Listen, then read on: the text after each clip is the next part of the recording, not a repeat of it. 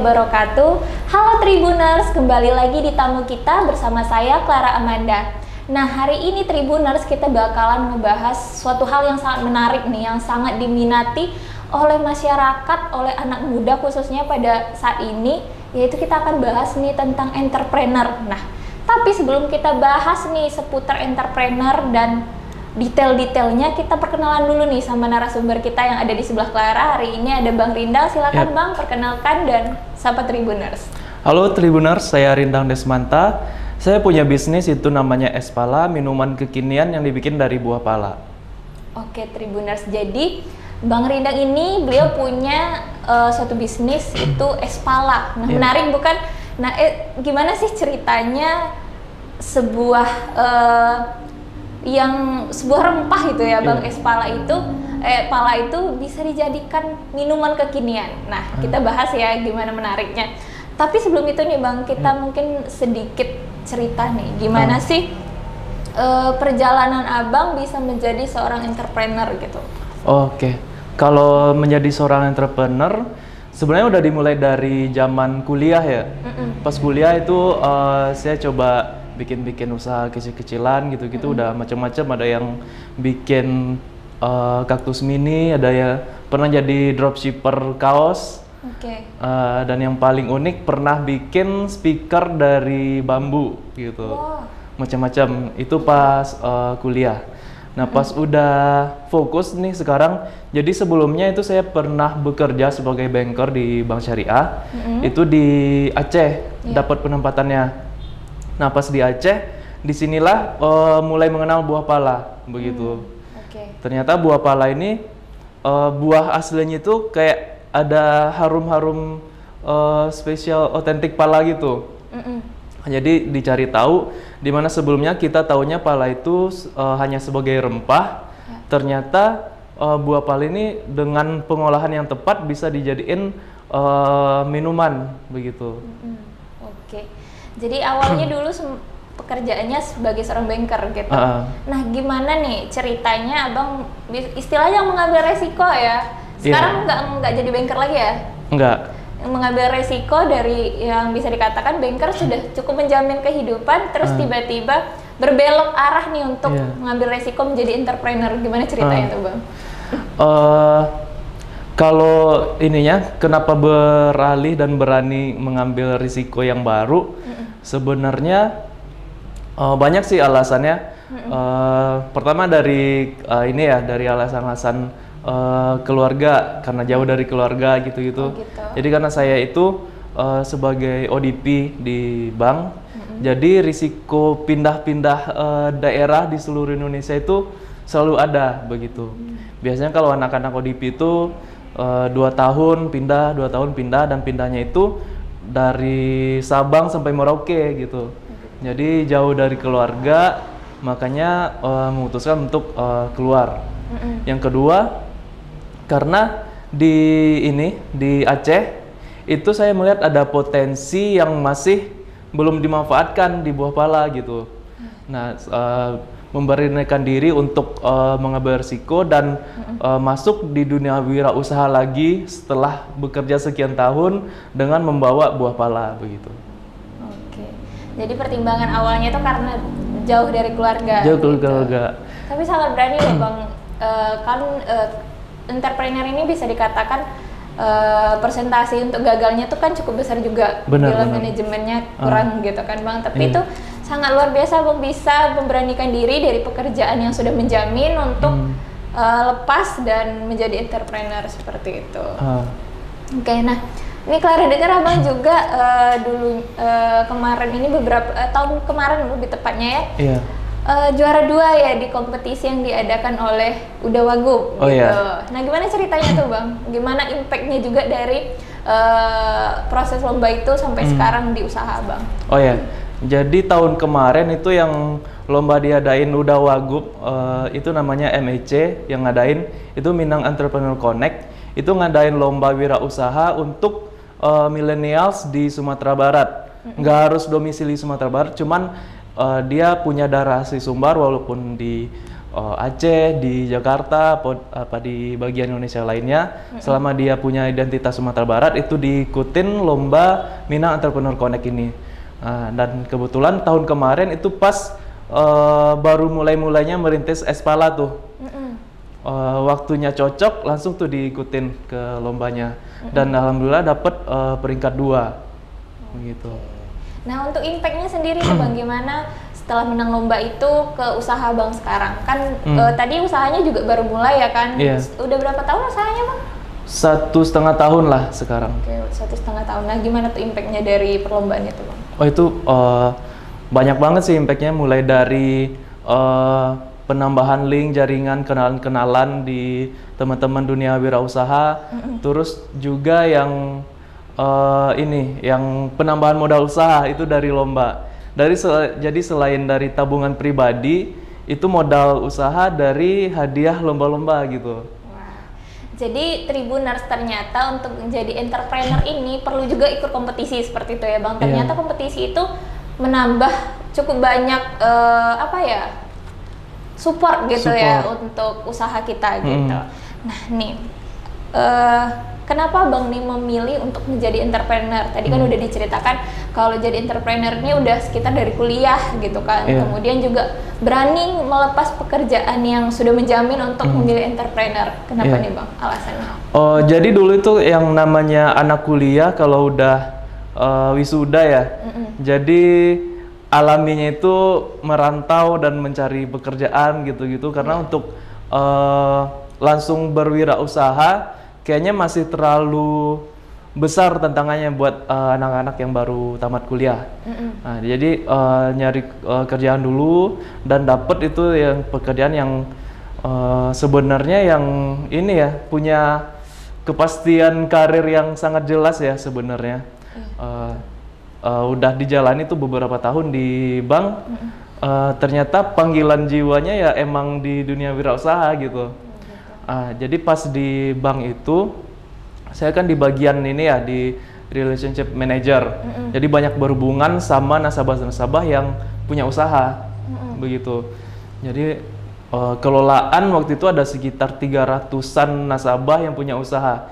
Jadi semakin lama bekerja, semakin besar godaan untuk masuk di dunia wirausaha gitu. Jadi lingkungan ya Bang yang lingkungan juga mendukung gitu. Oke. Nah, ini nih tadi Clara udah spill juga di awal bahwasanya entrepreneur ini sebuah hal yang sangat menarik apalagi khususnya untuk anak muda gitu kan. Banyak anak muda mungkin yang sekarang kayaknya gue pengen deh jadi entrepreneur gitu kan. Kan kesannya kayak entrepreneur itu nanti bakalan menghasilkan uang yang sangat banyak gitu kan Bang. Nah, tapi itu tidak salah juga ya kan Bang bila manajemennya benar gitu kan. Nah, gimana nih Bang kalau misalkan anak muda di saat ini dia tuh udah pengen nih jadi entrepreneur tapi masih ada ketakutan nanti nggak bisa manajemen atau modalnya kurang dan sebagainya. Gimana cara untuk memantapkan diri untuk berani memulai jadi entrepreneur gitu?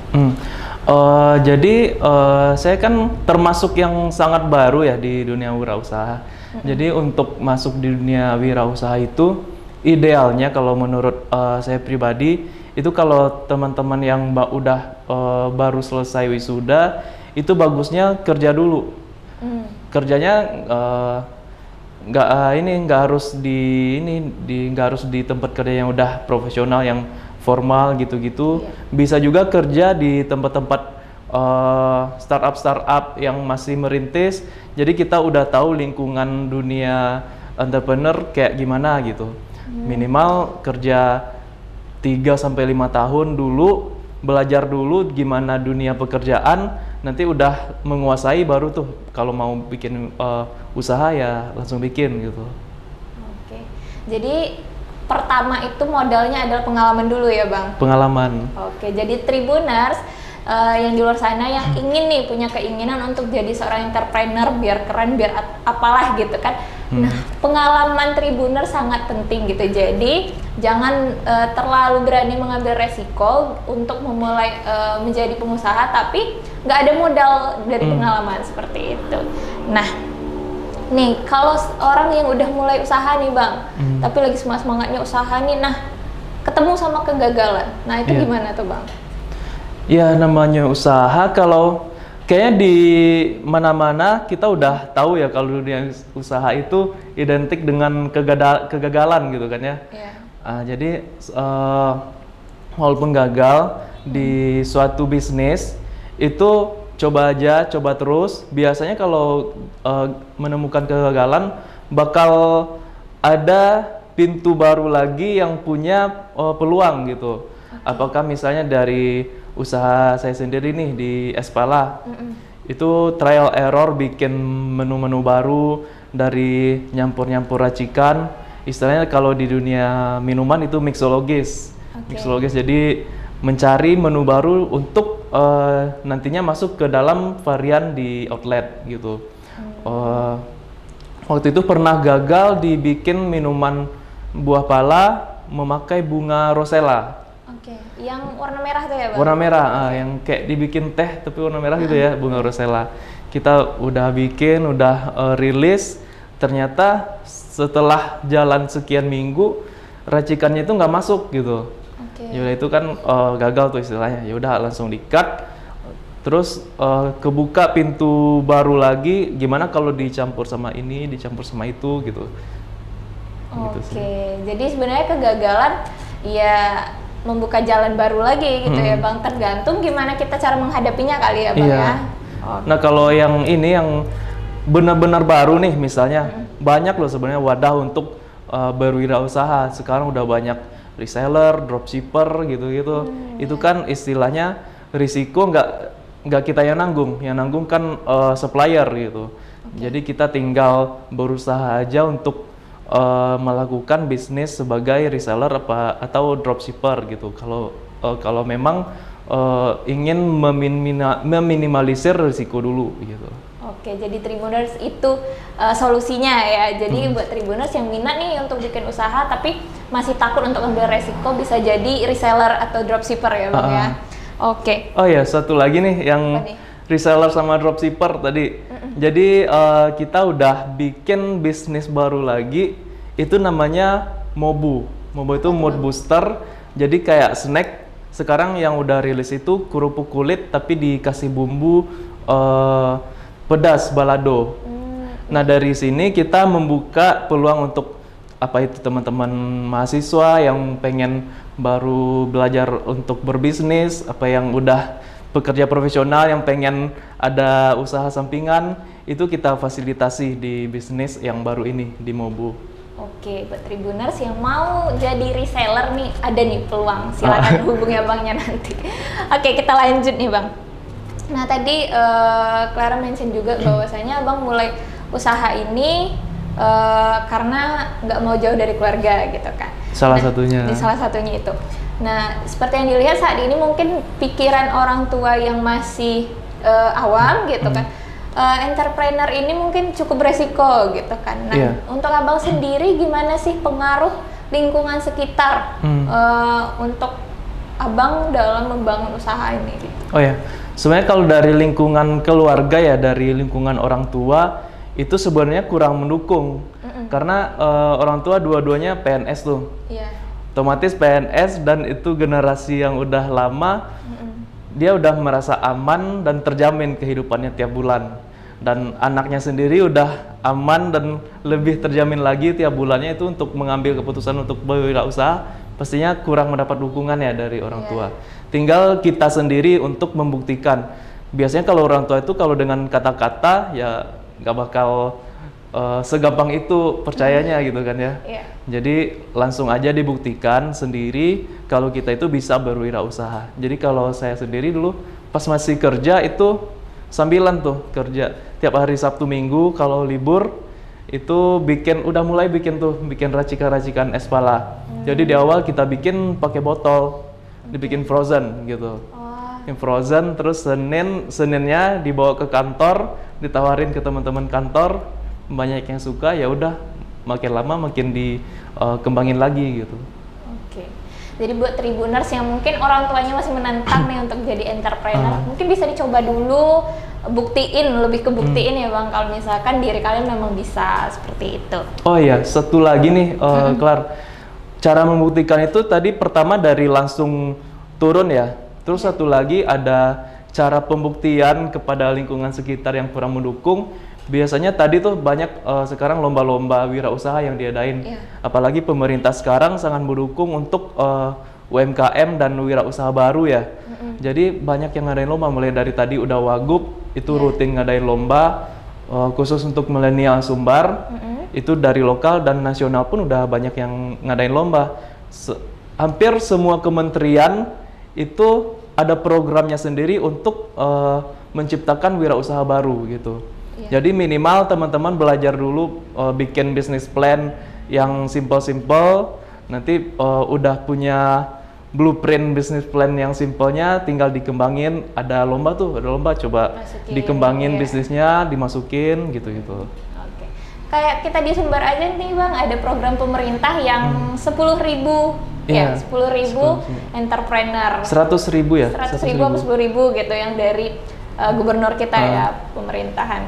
Nah, oke nih Bang. Nah, untuk menjadi seorang entrepreneur ini pasti punya mindset tertentu gitu. Nah, dari Abang sendiri nih yang merintis usaha dari bawah, mindset apa yang harus dipunyai oleh seorang entrepreneur? Banyak sih dasar latar belakang mindset yang mendorong kita untuk berwirausaha. Cuman untuk membentuk mindset yang kuat harus banyak-banyak baca sih. Apalagi anak-anak muda sekarang yang masih muda biasanya, apalagi mahasiswa yang baru tamat, yang masih baru kerja dan belum berkeluarga, harusnya punya banyak waktu luang, itu banyak-banyak baca buku gitu-gitu. Nanti makin lama bakal tumbuh mindset yang dia suka. Jadi bukunya yang dia suka, nggak harus wirausaha, yang dia suka nanti punya dasar yang kuat untuk rencana kedepannya apa yang bakal diambil gitu. Oke. Nah kalau untuk kepribadian sendiri nih Bang, kepribadian seperti apa sih yang harus dimiliki sama seorang entrepreneur gitu kan? Itu yang penting ini sih pantang menyerah. Karena istilahnya kalau entrepreneur itu kayak membuka jalan baru. Kalau kita sebagai karyawan kan jalan di track yang udah disusun di SOP perusahaan. Tinggal gitu. Ngikutin aja. Tinggal ngikutin kerja sesuai SOP dan sudah diatur semuanya gitu. Jadi jalannya udah ada. Kalau entrepreneur itu istilahnya kayak kita bikin jalan baru. Jadi masuk ke suatu daerah dan nggak ada jalannya, kita yang buka jalan gitu. Oke, seperti itu ya Tribuners. Jadi diingat mindsetnya seperti apa dan kepribadiannya seperti apa. Mungkin kita balik lagi nih ke usaha Abang. Nah, usaha Abang nih cukup menarik. Itu es pala yang awalnya rempah tiba-tiba jadi minuman nih. Nah, gimana cara Abang memperkenalkan itu di masyarakat? Apalagi mungkin banyak Tribuners di luar sana yang punya usaha mungkin yang agak anti mainstream gitu kan. Jadi kayak susah memperkenalkannya, susah nge-brandingnya. Gimana nih Bang tipsnya? Ya, istilahnya bisnis yang anti mainstream ini istilah dalam dunia bisnisnya masuk ke dalam blue ocean ya. Jadi bisnisnya benar-benar baru dan biasanya pesaingnya itu belum ada atau yang masih sedikit banget tuh yang pesaingnya di blue ocean. Jadi yang penting itu kalau di Espala ya, kita sering-sering bikin konten, bikin apa gitu-gitu, memperkenalkan sama edukasi masyarakat tentang apa itu buah pala. Tadi kenapa buah pala bisa dijadiin minuman? Jadi dulu pas pertama kali mengenal buah pala, itu saya minta ke pemilik kebun, Pak ini boleh dibawa pulang nggak satu buah gitu. Karena kita kan taunya buah pala ini rempah. Dan kalau dimakan kayak menyengat gitu kan, rempah pada umumnya kan kayak menyengat ya. Jadi pas saya minta satu buah pala di kebun itu dan dibawa pulang, ya cuma ditaruh di meja gitu. Tunggu 1 minggu kemudian kan mulai membusuk tuh. Ternyata keluar aromanya itu aroma wangi, nggak kayak aroma rempah, dan aroma wanginya ini dari daging pala, bukan dari bijinya. Iya, karena bijinya mengering yang untuk bikin sop gitu. Dan dagingnya membusuk, cuman aromanya wangi gitu. Jadi kalau makin penasaran tuh, kok bisa wangi ya? Terus tanya-tanya lagi ke masyarakat sekitar, ternyata udah ada yang mengolah daging buah pala ini menjadi manisan pala. Ternyata emang bisa diolah menjadi makanan gitu. Oke. jadi lebih bagaimana kita strategi untuk memperkenalkannya aja ya Bang. Gimana Bang? Jadi nggak usah takut nih buat Tribuners yang punya bisnis yang anti mainstream, apa tadi istilahnya Bang? Blue Ocean. Blue Ocean gitu. Jadi buat Tribuners yang bisnisnya mungkin tergolong ke dalam Blue Ocean ini, carilah strategi-strategi yang kiranya bakal mencapai segmen pasar Tribuners seperti itu. Mungkin dari segi produk kita itu masih baru, cuman dari segi pemasaran bagaimanapun pemasaran ya kayak gitu-gitu aja kan, strategi-strateginya. Ya tinggal dilihat kalau bisnis-bisnis yang udah banyak itu tadi istilahnya Red Ocean, gimana sih cara mereka memasarkan produk, ya cara pemasaran ya disamain aja. Cuman kalau bisnisnya masih baru harus ekstra tuh biasanya pemasarannya. Jadi harus ekstra ya Tribuners. Oke nih Bang, mungkin terakhir nih, sejauh apa usaha Abang ini bisa memberi impact kepada lingkungan sekitar? Oke. Kalau dari di atas kertas ya yang tadi dibilang dari business plan ya, sebenarnya buah pala ini punya impact yang sangat luas. Karena kita berangkat dari sejarah pala sendiri, itu dulu padahal belum ada Google, belum ada YouTube, belum ada IG, itu buah pala Indonesia namanya udah sampai ke Eropa. Karena kita dijajah juga karena itu ya. Dijajah karena pala sama cengkeh gitu, sampai ratusan tahun. Nggak tahu tuh gimana cara orang-orang dulu bisa sampai nama buah pala ke Eropa ada di Indonesia kan. Gitu. Sedangkan sekarang udah ada banyak tuh fasilitas buat memperkenalkan buah pala.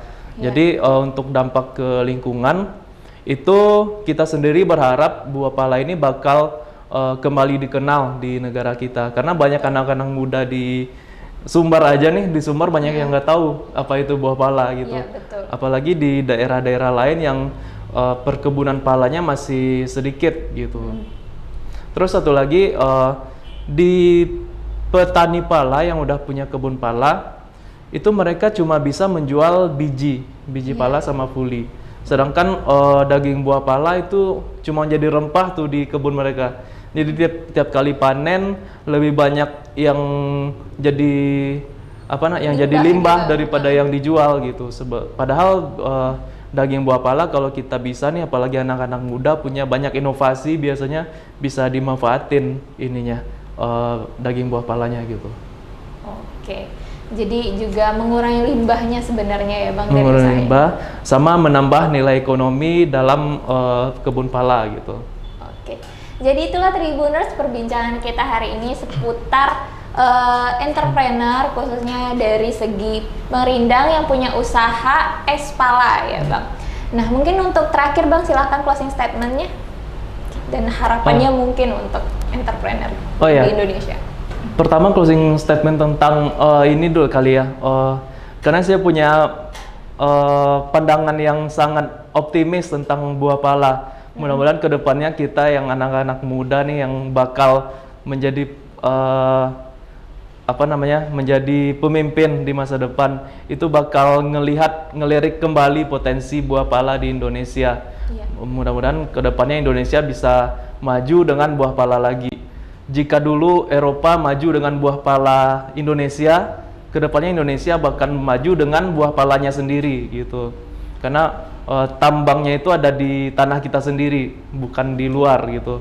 Terus satu lagi untuk teman-teman Tribuners yang pengen berwirausaha, itu harus berani membuka jalan baru dan mengambil keputusan. Cuman keputusan itu harus tercatat dengan baik begitu. Memang salah satunya tadi bikin business plan dulu kalau mau bikin suatu bisnis gitu. Itu sih. Oke, jadi Tribuners, semoga kita lebih aware nih sama keberadaan buah pala, karena dulu kita dijajah karena buah pala, nah sekarang malah kita melupakan buah pala. Dan juga mungkin untuk Tribuners yang mau mulai untuk menjadi entrepreneur bisa membuat bisnis plan terlebih dahulu. Oke, Tribuners, sekian bincang kita hari ini di tamu kita. Sampai ketemu di tamu kita berikutnya. Assalamualaikum warahmatullahi wabarakatuh.